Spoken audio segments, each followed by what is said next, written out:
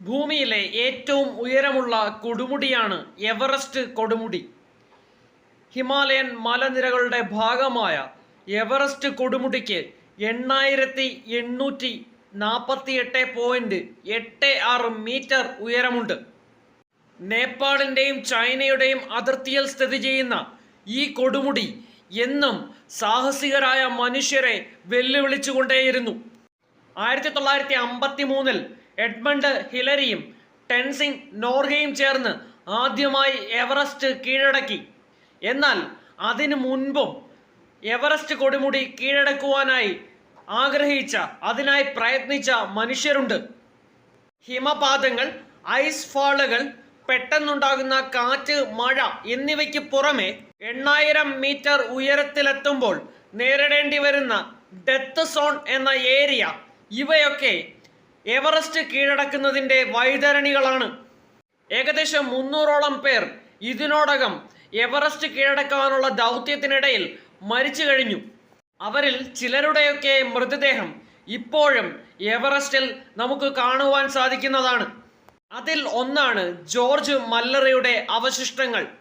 British പർവ്വത ആരോഹകനായിരുന്ന George മല്ലോറയോട് ഒരിക്കൽ ചോദിച്ചു, നിങ്ങൾ എന്തിനാണ് എവറസ്റ്റ് കീഴടക്കുവാൻ ആഗ്രഹിക്കുന്നത്?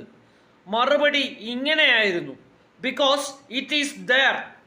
1921-ലും 22-ലും അദ്ദേഹം എവറസ്റ്റ് കീഴടക്കുവാൻ ശ്രമിച്ചുവെങ്കിലും പരാജയപ്പെട്ടു. 1924-ൽ അദ്ദേഹം ആൻഡ്രൂ ഐർവിൻ എന്ന ഒരു സഹ പർവ്വത ആരോഹകനോടൊപ്പം ഒരു അറ്റംപ്റ്റ് കൂടി നടത്തി നോക്കി. ഈ ശ്രമത്തിനിടയിൽ ഇരുവരെയും കാണാതാവുകയായിരുന്നു. ഇവർ എവറസ്റ്റ് കീഴടക്കിയോ ഇല്ലയോ എന്ന കാര്യത്തിൽ വ്യക്തത ഇന്നും ഇല്ല. 1999-ൽ മല്ലറിയുടെ മൃതദേഹം കണ്ടെത്തിയെങ്കിലും എവറസ്റ്റ് കീഴടക്കുന്നതിൽ അദ്ദേഹം വിജയിച്ചുവോ എന്നുള്ളതിന് യാതൊരു തെളിവും അതിൽ അവശേഷിച്ചിരുന്നില്ല.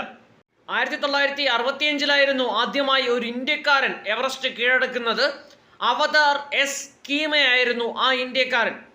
ആദ്യമായി എവറസ്റ്റ് കീഴടക്കിയ ഇന്ത്യൻ വനിത ബജേന്ദ്രി പാലാണ്. ഏറ്റവും കൂടുതൽ തവണ എവറസ്റ്റ് കീഴടക്കിയത് കാമി റിത ഷെർപ്പയാണ്. 31 തവണ ഇദ്ദേഹം എവറസ്റ്റ് കയറി. എവറസ്റ്റ് കീഴടക്കിയ ആദ്യത്തെ മലയാളി വനിത സഫ്രീന ലത്തീഫാണ്.